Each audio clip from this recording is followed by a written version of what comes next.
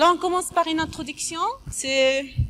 Alors, la grossesse n'est pas un état pathologique. La grossesse est un état physiologique.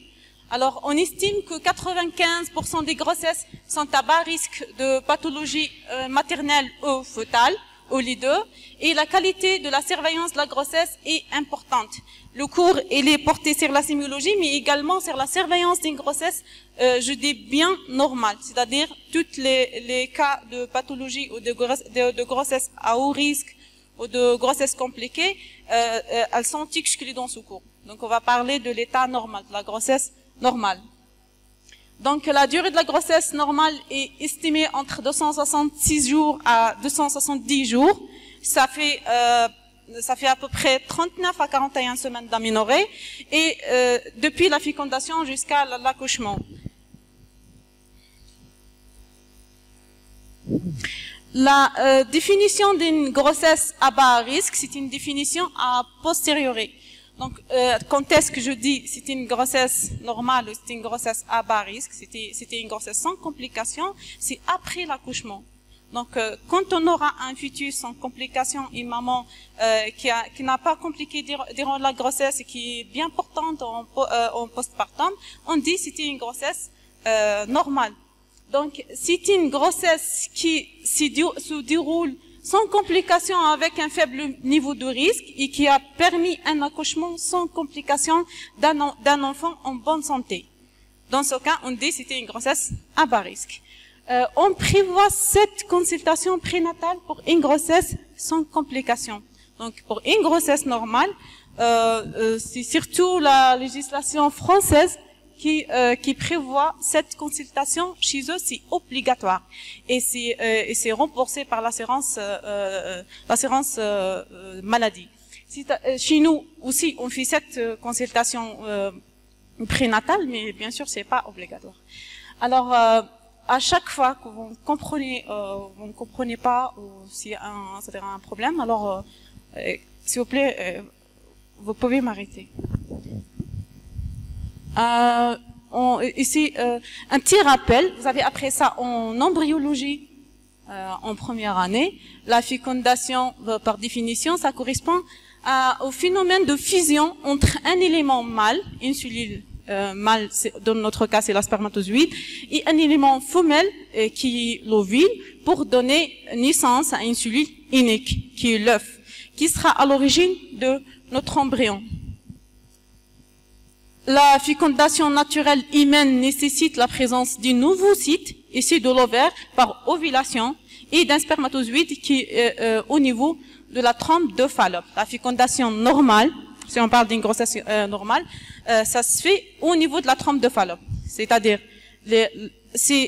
la fécondation, ça peut avoir lieu hors de la trompe de Fallope. Si dans l'utérus, ça va pas aboutir à une grossesse, et c'est hors de la trompe de Fallope, dans la cavité péritoniale, ça va donner une complication qui est la grossesse extra-utérine. Oui. Vous avez fait la physiologie cardiaque. Oui. Alors, quelques heures après la fécondation, les chromosomes des deux gamètes, c'est-à-dire des cellules, l'ovocyte et le spermatozoïde fusionnent en une seule cellule, c'est l'œuf. Celui-ci entame sa descente dans la trompe de Fallope, qui la nourrit pendant 3 à 4 jours. Durant sa traversée, la division cellulaire se poursuit et l'œuf ressemble à présent à une mûre, et on nomme cette dernière structure une morula. 5 jours après la fécondation, l'œuf arrive dans l'utérus. Il va d'abord se promener dans la cavité pendant que la muqueuse se prépare à l'accueillir. L'œuf est maintenant fait de tout type de cellules, ou de 2 couches de cellules. Au centre, le bouton embryonnaire, et autour, c'est le trophoblaste. Le trophoblaste qui va devenir le futur placenta. Vous avez fait tout ça dans l'embryologie, mais j'ai préféré quand même de faire un petit rappel pour qu'on avance à l'aise dans le cours. Donc, lorsqu'il y a une fécondation, le cycle menstruel va s'arrêter. On n'aura plus de cycle menstruel. alors elle va s'interrompre et l'équilibre hormonal change, bien sûr.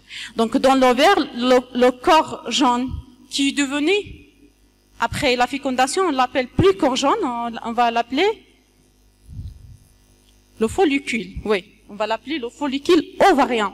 Alors, continue à sécréter des oestrogènes et surtout de la progestérone, qui est l'hormone, on l'appelle l'hormone de la grossesse, la progestérone.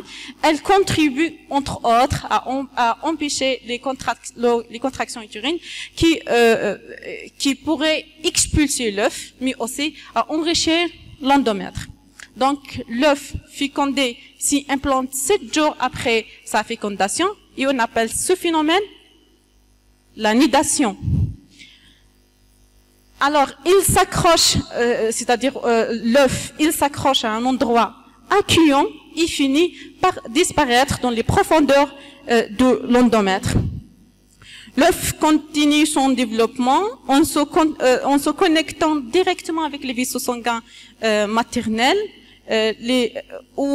Alors les premiers échanges commencent et marquent le début de la grossesse.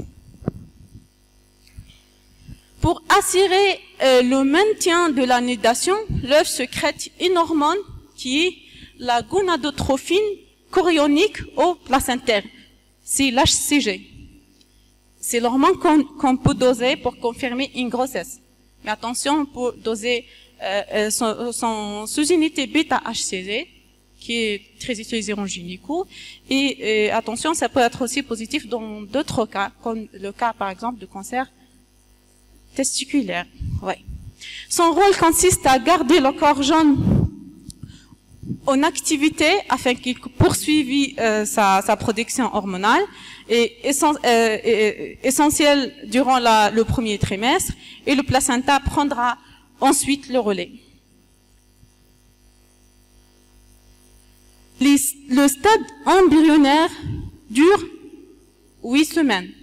C'est-à-dire, le stade, on appelle c'est-à-dire l'embryon, le kyste, l'ovule qui est développé jusqu'à la 8e semaine, on l'appelle embryon. Et cette période, c'est 10 semaines. En réalité, c'est 8 semaines. L'âge de grossesse est 8 semaines. Et on rajoute 2 semaines. Pourquoi? Pourquoi, si on calcule l'âge de la grossesse, on rajoute 2 semaines? Mais c'est pas l'âge vrai de la grossesse. Alors, comme vous savez, le cycle menstruel, on le calcule dès le premier jour des règles, des menstruations. Et l'ovulation aura lieu le 14e jour. Donc, si 2 semaines, c'est les premiers 14 jours. On n'avait pas ici de grossesse, n'est-ce pas? Vous m'avez compris? Oui, c'est clair. Alors, cette période aboutit à la formation du fœtus. Au-delà et jusqu'au terme de la grossesse, on parle de fœtus, et c'est la période fœtale. La période embryonnaire est une période très importante pendant laquelle les organes se mettent en place. C'est la période d'organogenèse. C'est pendant cette période que le risque de malformation sont le plus important. Et à la fin de cette période, l'embryon mesure 5 cm, il pèse 30 grammes. La période fœtale, c'est essentiellement une période de croissance. C'est-à-dire, on a déjà les organes, les structurations là. Et pendant la période fœtale, l'embryon ou le fœtus prendra de la taille, du volume. Le fœtus a toujours une forme humaine, c'est-à-dire durant la période embryonnaire. Après, on va parler des modifications physiologiques de la maman surtout, c'est-à-dire de la gestante, durant la grossesse. Ces modifications permettent à la fois le développement et la croissance du fœtus et préparent la maman ou la mère à l'accouchement. On va commencer par le signe le plus simple, c'est la température. Au cours des premiers trimestres, on assiste à un plateau thermique supérieur est égal à 37 degrés. C'est-à-dire, on dirait un fibricule d'une façon continue. Un plateau thermique supérieur ou égal à 37 degrés, si la résultante d'un taux de progestérone élevé.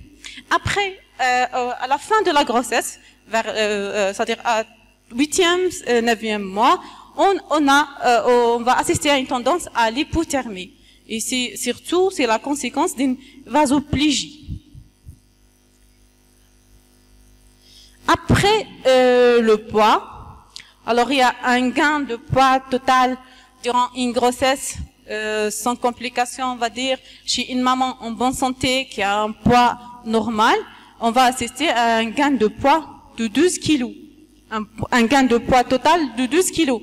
Donc la première moitié de grossesse, il y a une prise de poids de 4 à 5 kilos. Et puis, en fin de grossesse, il y a une prise de poids de 1 à 2 kilos chaque mois. Et si on a une grossesse gémellaire, c'est-à-dire vous pouvez rajouter 4 à 5 kilos de plus. Les modifications respiratoires. Là, j'ai pas détaillé trop. Sachez que les besoins en oxygène augmentent de 20 à 30%. C'est très important quand même. Il y a une augmentation de la fréquence respiratoire, du volume courant, il y a une augmentation de la ventilation alvéolaire. Et après, il y a les modifications circulatoires, là c'est très important.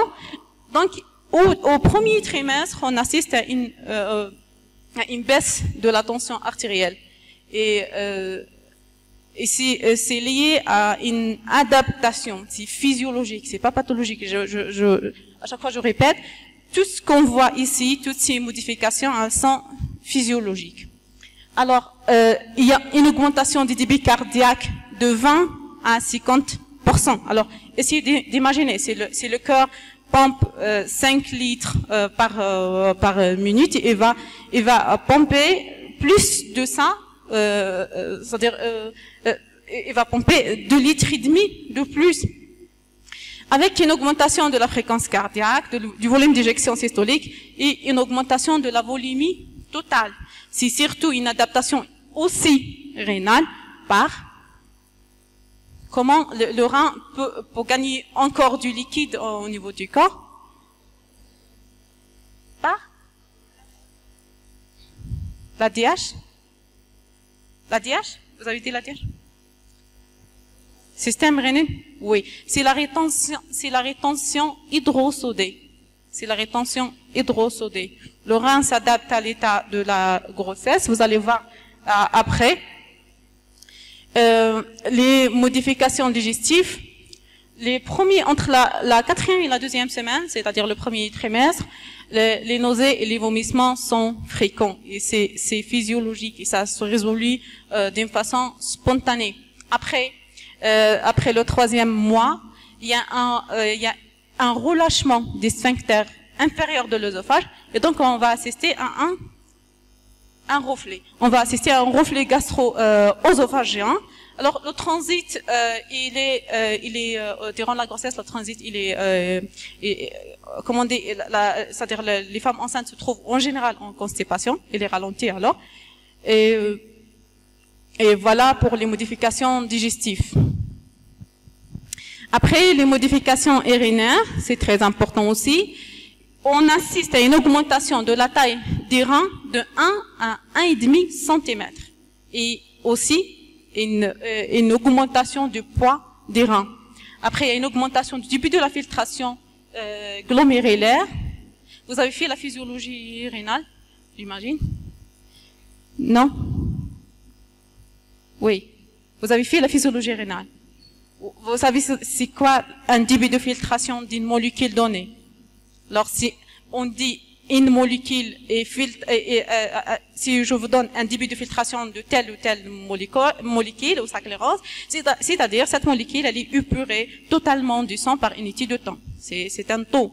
Alors, la clairance de la créatinine, on la trouve comment durant la grossesse? Si le débit de filtration il est augmenté, la clairance de la créatinine se trouve basse. Chez un sujet normal, chez une femme normale, en dehors de la grossesse, la créatinine normale se trouve entre 7 et 12 mg par litre, mais durant la grossesse, 10 mg de créatinine, ça fait une insuffisance rénale. C'est-à-dire le taux de créatinine durant la grossesse, on les trouve bas. Entre 4 mg, par exemple 4-5 mg de créatinine, c'est un taux normal. Mais au-delà de 7 déjà, on commence à parler d'une insuffisance rénale. Après, on a les modifications cutanées, c'est le résultat des modifications endocriniennes et surtout hormonales durant la grossesse. Les modifications endocriniennes, métaboliques, immunologiques et circulatoires au cours de la grossesse sont responsables de modifications dermatologiques, physiologiques. C'est l'hyperpigmentation corporelle, surtout au niveau des zones hyperpigmentées physiologiquement. Alors, le mélasma, encore appelé masque de grossesse, se développe dans 50 à 70% des grossesses. Il forme des nappes maculeuses irrégulières sur le visage et le cou. Voici, je crois que c'est pas très clair, mais bon. Ici, vous voyez un masque de grossesse. C'est une hyperpigmentation aux nappes au niveau du visage. Et la deuxième image, où je vous montre ici, une hyperpigmentation de quoi? C'est pas visible. Une hyperpigmentation de la ligne blanche, c'est pas visible.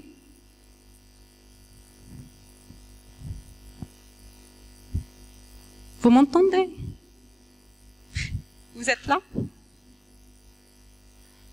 Alors, pour les modifications biologiques, il y a une augmentation du métabolisme basal de 15 à 30% et une augmentation des taux de triglycérides de 2 à 3 fois la normale, et c'est toujours physiologique, et une diminution de la glycémie avec une augmentation de la résistance à l'insuline et une augmentation de la sécrétion de l'insuline. On trouve aussi dans les modifications biologiques une hyperleucocytose qui est physiologique. On tolère un chiffre jusqu'à 15 000. Le diagnostic, on arrive au diagnostic de la grossesse. Le diagnostic de la grossesse, il est facile. Alors, dès les premières semaines, le diagnostic peut être affirmé par la présence d'une quoi? D'une aménorrhée. L'aménorrhée, c'est l'élément le plus important pour le diagnostic d'une grossesse.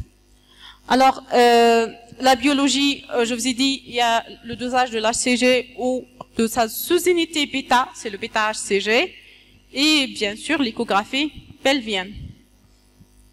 Alors, au niveau de la clinique, vous pouvez rajouter tout ce qu'on a vu comme modification. On aura les signes sympathiques de la grossesse, l'hyperthermie, on aura l'hypotension, c'est-à-dire toutes les modifications, elles existent déjà dès le premier trimestre.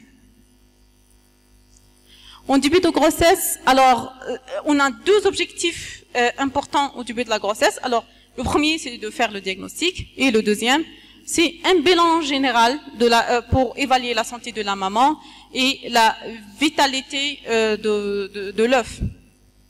À la fin de la grossesse, c'est surtout voir le pronostic fœtal et maternel de l'accouchement.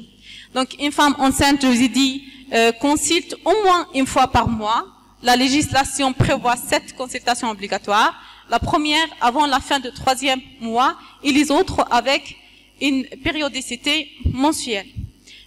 Chez eux, ils insistent sur la consultation, la première consultation, qu'elle soit avant le 3e mois, puisque il faut déclarer une grossesse avant le 3e mois. C'est-à-dire pour l'assurance maladie. L'examen pendant les 3 premiers mois, c'est-à-dire on parle toujours de la première consultation. Le diagnostic de la grossesse, je vous ai dit, il est simple. C'est surtout le premier signe, le signe le plus important, c'est l'aménorrhée. Il est facile si les règles étaient normales auparavant, c'est-à-dire si le cycle était régulier auparavant, le diagnostic, il est facile. Alors attention aux causes générales et endocriniennes et psychiques ou physiologiques de l'aménorrhée, c'est-à-dire il y a d'autres causes de l'aménorrhée, il faut les exclure et retenir le diagnostic de la grossesse. Inversement, on peut avoir des saignements au cours des premiers trimestres de la grossesse. Les signes, après, on a l'aménorrhée et les signes sympathiques de la grossesse. Le deuxième objectif, c'est de dater la grossesse, c'est-à-dire c'est de calculer l'âge de la grossesse. Le calcul de l'âge de la grossesse, il est très important, puisqu'on va suivre notre grossesse et on va suivre sa croissance et son développement selon son âge, puisqu'il y a, c'est-à-dire, il y a des paramètres bien adaptés pour chaque âge de grossesse, et puis pour préparer l'accouchement. Et voilà. Alors, l'âge de la grossesse, c'est un critère majeur. Apprécions la croissance fœtale. Comment on calcule l'âge de la grossesse? C'est les semaines d'aménorrhée. Les semaines, c'est-à-dire, on demande à la patiente de nous donner la date de ses dernières règles. C'est le DDR. C'est la date d'une dernière règle. Alors, elle nous donne la date des dernières règles. On calcule à partir de la date des dernières règles. Et ça égale, c'est-à-dire jusqu'à nos jours, c'est-à-dire le jour de la consultation, on aura l'âge de la grossesse en semaines plus 2 semaines. En cas de cycle irrégulier, alors les données échographiques reconstituent une aménorrhée fictive, c'est-à-dire si on n'a pas, par exemple, on suppose que son cycle était irrégulier auparavant, alors on aura recours à l'échographie pour apprécier l'âge de la grossesse. Ici, je vous ai mis deux images d'échographie. Alors, vous voyez ici, c'est ça un sac gestationnel. Et ça, c'est l'utérus, c'est la paroi de l'utérus. Et de l'autre côté, il y a 2 sacs gestationnels, donc c'est une grossesse gémellaire. Alors, faut évaluer le pronostic de la maman. On fait un interrogatoire. Ici, j'ai mis quelques points importants. Mais on fait un interrogatoire complet. C'est-à-dire, vous commencez par l'âge. Et puis, les antécédents familiaux. Vous cherchez les antécédents personnels. Est-ce qu'elle a été opérée auparavant? Est-ce que c'est sa première, sa deuxième, sa troisième grossesse? Est-ce qu'elle a été césarisée auparavant? Le déroulement des grossesses précédentes, est-ce qu'elle avait un diabète gestationnel, une HTA gravidique auparavant? Est-ce qu'elle a fait une prééclampsie ou pas? Est-ce qu'elle a une autre maladie générale qui peut influencer le développement de notre grossesse actuelle? C'est-à-dire, il faut chercher vraiment toute l'histoire médicale de la patiente. Après, il faut préciser la taille, l'âge maternel. Pourquoi on insiste sur l'âge maternel? C'est beaucoup plus pour les malformations et surtout pour le dépistage de la trisomie 21. Un âge supérieur à 35, c'est-à-dire, alors après 35 ans, il y a un risque important de la trisomie 21. Puis le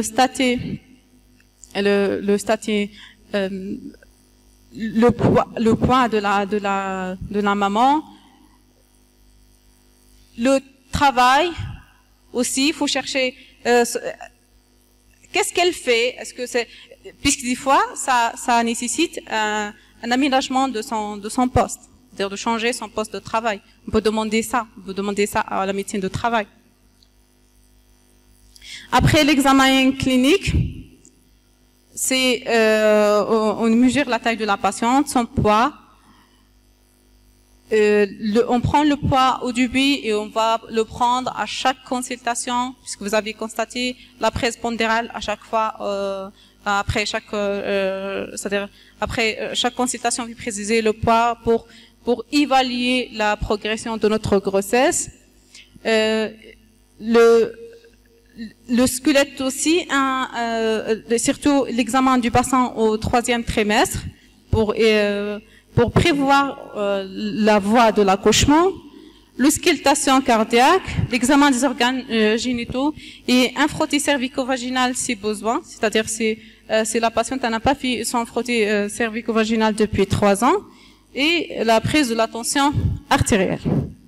La prise de la tension artérielle, elle est très importante durant chaque consultation. C'est-à-dire, si je constate une tension artérielle à la première consultation, c'est pas la même chose après la 20e semaine de grossesse. C'est de définitions différentes. Et l'HTA a un retentissement très important sur la maman et son fœtus. C'est pour ça qu'il faut à chaque fois prendre la tension artérielle. Après, on a les examens biologiques qu'il faut faire.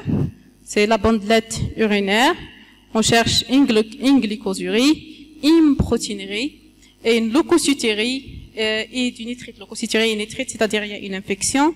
Il y a une protéinurie physiologique de la grossesse, mais au-delà d'un certain seuil, c'est une protéinurie pathologique et la grossesse, elle aura plus la définition des grossesses à bas risque. Pour les sérologies, il faut faire la sérologie, c'est obligatoire, la sérologie du rubéole, toxoplasmose, syphilis, puis il faut demander le groupage sanguin et recherche des agglutinines irréguliers. Et en pratique, on demande souvent la sérologie de l'hépatite B, de l'hépatite C, le VIH, on demande une FNS. C'est pas obligatoire, mais c'est un examen qu'on demande systématiquement pour évaluer l'état, c'est-à-dire notre patiente si elle a une anémie ou pas, et peut-être il faut traiter une anémie à temps. Après, il faut informer les patientes, les femmes enceintes, sur le dépistage de la trisomie 21. Il y a des marqueurs qu'on peut demander, mais durant le premier trimestre, c'est-à-dire des dosages précoces qu'on peut faire et détecter une trisomie 21. Sinon, il y a l'anomalie de la fermeture du tube neural qu'on peut aussi faire tôt durant la grossesse et qui peut nous dire est-ce que c'était une trisomie 21 ou non. C'est-à-dire s'il y a une anomalie de la fermeture du tube neural, c'est-à-dire c'est une forte suspicion de trisomie 21. Après la première consultation, il faut informer la gestante sur le conseil hygiéno-diététique, l'arrêt de l'alcool et du tabac, c'est l'hygiène de vie surtout, et pas d'automédication, c'est-à-dire sans avoir l'avis du médecin, alimentation équilibrée, et éviter les aliments non pasteurisés et la charcuterie, pour prévenir la listériose. La listériose, c'est une infection bactérienne transmise par surtout le lait non pasteurisé et qui peut donner chez la maman une septicémie ou une infection du système nerveux cérébral et c'est catastrophique durant la grossesse puisque la maman se trouve en état d'immunodépression. Et ça peut causer des fausses couches, des avortements, c'est-à-dire ça cause de vrais dégâts maternels et fœtals.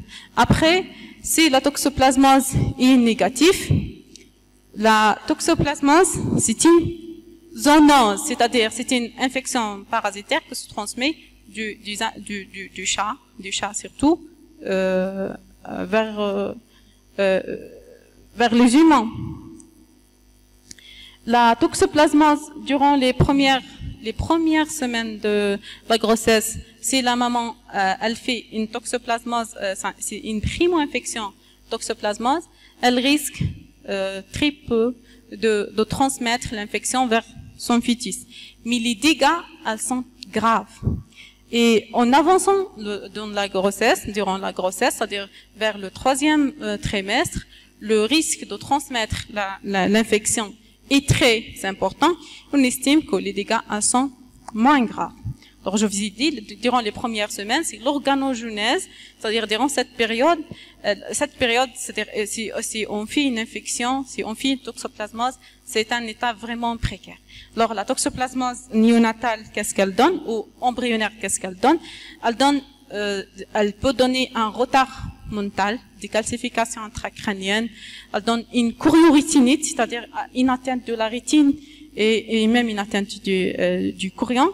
Alors, c'est très important comme complication chez le fœtus.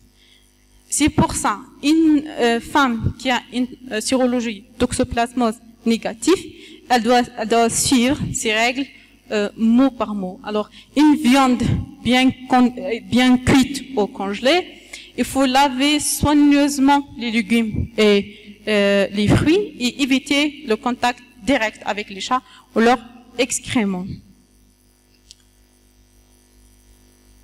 On passe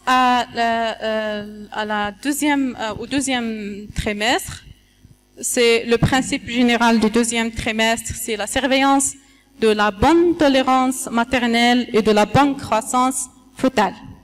Et rechercher les facteurs de risque, de complications. Alors, la deuxième consultation, c'est-à-dire le 4e mois, on fait un examen général, le poids, la tension artérielle, la bandelette urinaire, c'est-à-dire la chimie urinaire. On recherche l'activité cardiaque fœtale et le mouvement actif photo. La hauteur utérine, on mesure la hauteur utérine et plus ou moins un toucher vaginal.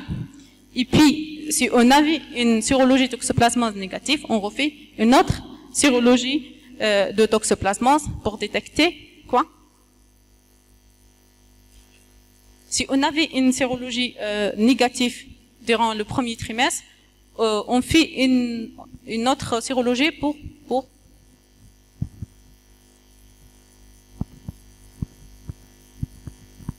Alors pourquoi on refait une sérologie si on avait une sérologie négative? Vous avez fait la toxoplasmose, vous avez fait la parasito? Non. Alors, si on n'avait pas une infection, c'est-à-dire avant la grossesse, c'est-à-dire la maman, elle a toujours une sérologie. La sérologie, c'est la recherche des IgG et des IgM dirigés contre la toxoplasmose. Et je vous ai dit, la toxoplasmose, c'est une parasite. Voilà, vous pouvez dire c'est un corps étranger.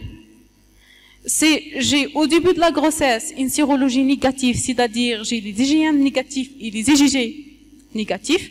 Je peux, si ma patiente elle fait une infection au toxoplasmose durant son premier trimestre, je peux, la prochaine consultation, détecter une sérologie comment? Positive. Oui, c'est la séroconversion. C'est-à-dire, elle peut développer des anticorps. Je peux détecter des IgM ou des IgG positive. C'est pour ça, faut refaire à chaque consultation la sérologie toxoplasmose si elle était au début négative. Mais si elle était positive, la patiente, elle est immunisée et on n'a pas de risque d'infection néonatale. Voilà. La hauteur utérine, c'est-à-dire par ce paramètre, on peut surveiller la croissance fœtale. C'est la mesure du sommet de la symphyse pubienne au fond utérin. C'est-à-dire à l'aide d'un ribomètre, on prend le diamètre d'ici, du bord supérieur de la symphyse pubienne jusqu'au fond utérin. Jusque là où je palpe, et je trouve que ici l'utérus s'arrête. C'est ça la hauteur utérine. Alors, on peut le calculer, c'est-à-dire on peut calculer la normale, c'est entre 4 on la calcule entre le 4 et 7e mois, c'est égal. Le nombre de mois fait 4 cm. Exemple, si je vous donne une grossesse au 5e mois, la hauteur utérine doit être à 20 cm. Et puis, après le 8e et le 9e mois, c'est plus 2. C'est-à-dire, si je donne une grossesse au 8e mois, la hauteur utérine est égale 7 fois 4 plus 2, égale 30 cm. Et puis, ici, je vous montre cette image. C'est la hauteur utérine, c'est-à-dire c'est une approximation de la hauteur utérine par rapport à l'âge gestationnel. La troisième consultation, c'est-à-dire au 5e mois, On effectue toujours un examen général. J'insiste toujours sur la prise de la tension artérielle et sur la bandylette urinaire. Ça fait partie de l'examen clinique, alors il faut les faire à chaque fois. Le 6e mois, ou la 4e consultation, on fait un examen général. La particularité ici, c'est le dépistage d'un diabète gestationnel. Selon l'OMS, il faut dépister systématiquement un diabète gestationnel au cours du 6e mois. Et puis, il faut refaire, bien sûr, il faut refaire l'examen biologique.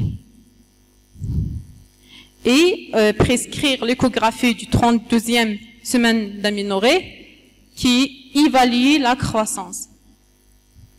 La première échographie des 13e semaine d'aménorrhée ou 2e semaine d'aménorrhée, c'est l'échographie morphologique. Et ici, l'échographie de 32e semaine d'aménorrhée, c'est l'échographie qui évalue la croissance. Après, je vous parle un petit peu de diabète gestationnel. Je ne vais pas vous parler de la définition, mais des complications. Alors, comme conséquence fatale, on peut avoir des malformations, des avortements spontanés, de la souffrance fœtale chronique. Ça peut donner naissance à un macrosome, une hypotrophie fœtale, c'est-à-dire un macrosome ou le contraire, une hypotrophie fœtale, la prématurité, les détresses respiratoires, les troubles métaboliques néonataux, les troubles du développement psychomoteur et la mortalité périnatale, elle est élevée en cas de grossesse gestationnelle. La 7e consultation, on refait notre examen clinique, puis on vérifie notre biologie. On demande une deuxième fois un groupage sanguin et un rhésus. Et c'est-à-dire c'est la deuxième détermination. On a fait la première au cours de la première consultation. Et on détecte une carence en vitamine D. Sinon, on donne une prophylaxie. On peut donner 100 000 unités de vitamine D, une monodose, c'est-à-dire une seule ampoule en monodose, et c'est-à-dire c'est le traitement prophylactique de la carence en vitamine D.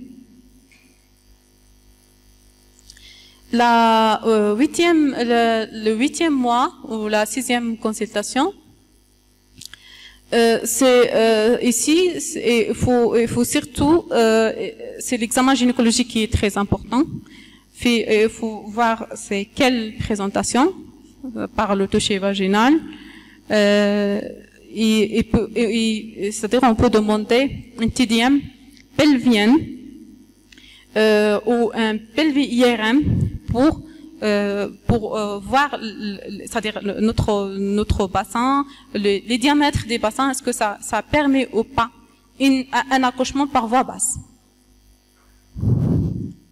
Et aussi, vaut mieux faire un prélèvement vaginal pour rechercher une infection streptocoque B.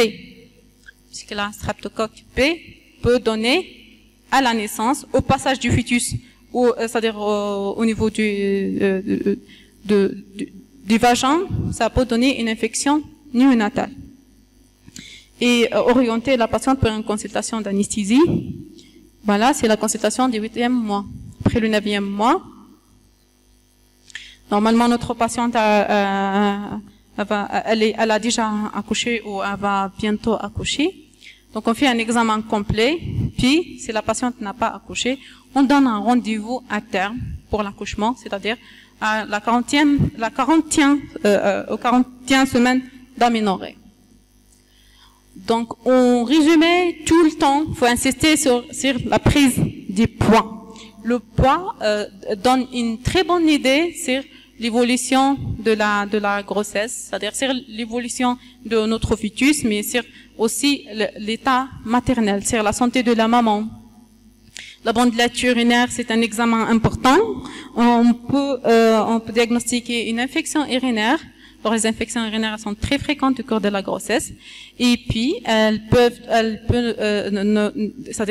nous diagnostiquer une prééclampsie, une protéinurie importante, ou une néphropathie, c'est-à-dire un état pathologique rénal qui donne une protéinurie.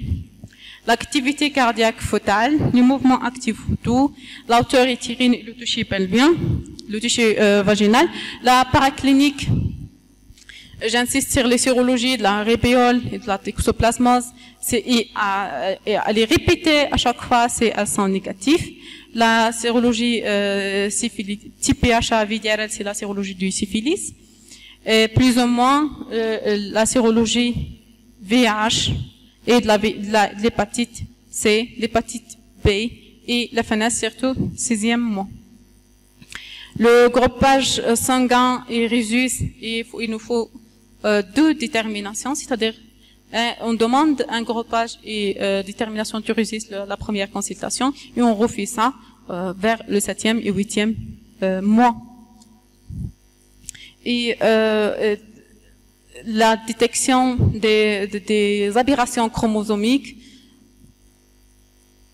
et puis il faut détecter un diabète gestationnel, c'est entre la 24e et 28e semaine d'aménorrhée selon l'OMS. L'échographie de la deuxième semaine, qui est, je vous ai dit, morphologique. 32 semaines, c'est la croissance. Et aussi, c'est l'état du placenta. Un placenta implanté normalement va pas causer de problème, mais un placenta implanté anormalement va changer notre conduite. Et la prévention de l'infection streptococcique B après 35e semaine d'aménorrhée. On arrive à l'accouchement, c'est-à-dire notre grossesse, c'est-à-dire on est à terme, notre grossesse était bien, le suivi était bon. Et actuellement, on est dans la dernière étape qui est l'accouchement. L'accouchement est l'ensemble des phénomènes qui ont pour conséquence la sortie du fœtus et de ses annexes hors des voies génitales maternelles, à partir du moment où la grossesse a atteint le terme théorique de 6 mois. C'est-à-dire, avant 6 mois, on parle pas de l'accouchement, on parle d'un avortement. Mais après 6 mois, on parle d'un accouchement. C'est-à-dire, à 6 mois, c'est un accouchement prématuré, mais après, c'est un accouchement à terme. L'accouchement peut être autocycle, c'est-à-dire un processus physiologique normal, c'est un accouchement facile, c'est autocycle. Et ici, l'accouchement, ici, on retrouve des anomalies au cours de l'accouchement, on parle d'un accouchement dystocycle. C'est juste des termes c'est-à-dire à apprendre. Voilà. Après, il y en a 3 étapes dans l'accouchement. La première étape, c'est l'effacement et la dilatation du col. Le col, c'est-à-dire c'est l'organe qui permet la connexion entre l'utérus et l'extérieur et le vulve, c'est-à-dire c'est la sortie. Le fœtus va sortir de l'utérus. On aura une dilatation jusqu'à 10 cm du col et son effacement. La deuxième étape, c'est la sortie du fœtus et n'a pas terminé. Alors il y en a une troisième étape, c'est la délivrance. Il faut que le placenta et les membranes sortent aussi. Alors ici, c'est un diagramme des différentes phases de travail. Ici, la première, c'est-à-dire à 35e semaine d'aménorrhée, on a la matération, puis on aura la phase de latence et une phase active. Ici, on parle de dilatation du col au début. Et vous voyez ici, on évalue la dilatation du col en centimètres. C'est-à-dire, si je dis le col est dilaté à 2 doigts, c'est-à-dire il est dilaté à 2 centimètres, mais c'est dilaté à 8 ou à 10, c'est-à-dire, je parle de centimètres, de doigts ou de centimètres. Après, c'est la phase pelvienne après, c'est l'expulsion, c'est-à-dire c'est la sortie du fœtus. Le travail, ici c'est 2 définitions. Je vous ai dit, j'ai essayé de vous donner vraiment une idée générale sur une grossesse normale. Alors, je vous donne ces deux définitions. Le travail, c'est une association de contractions utérines régulières et douloureuses avec des modifications cervicales. Ici, on parle de travail. L'engagement, c'est une présentation inédite engagée. C'est son plus grand diamètre à franchir l'aire des détroits supérieurs. Ici, je vais vous donner quelques images de présentation. La présentation, c'est-à-dire, comme ça, tout simplement, c'est comment le fœtus il est mis dans la cavité utérine. C'est-à-dire, c'est quoi, je vais vous dire, c'est quoi la première partie qui va sortir. La première image, c'est-à-dire si on touche au toucher vaginal et on trouve c'est la tête. Et comment on va savoir est-ce que c'est la tête? On trouve la fontanelle. On touche la fontanelle. Alors ici, c'est la présentation céphalique. C'est-à-dire, va sortir par sa tête. La deuxième, c'est le siège complet. C'est-à-dire, il va sortir par son bassin. C'est la première partie qui va sortir. Après, c'est le siège décomplété. Et puis, on a d'autres présentations. La présentation transverse, la présentation de l'épaule, la présentation des montants, la présentation bodalique. C'est-à-dire, il y a d'autres cas de figure. Et la dernière étape, c'est la délivrance. Je vous ai dit, la délivrance, c'est l'expulsion des annexes hors de la cavité utérine. C'est l'expulsion des membranes et du placenta. Alors, la délivrance, elle doit être complète. Si la délivrance, elle est incomplète, il nous faut une révision utérine. Ici, je vous ai ramené quelques images. Alors, c'est pas clair. Je sais que c'est pas clair. Je vous ai ramené ces trois images d'une césarienne, accouchement par césarienne. C'est la première, c'est l'ouverture jusqu'au l'utérus, c'est-à-dire l'incision et l'ouverture jusqu'au l'utérus. La deuxième, c'est l'incision du l'utérus. Et la troisième, je ne sais pas si l'image est claire, on voit la tête, c'est-à-dire le fœtus va sortir. Voilà, j'ai terminé, alors merci. Est-ce que vous avez des questions? Non? Alors merci.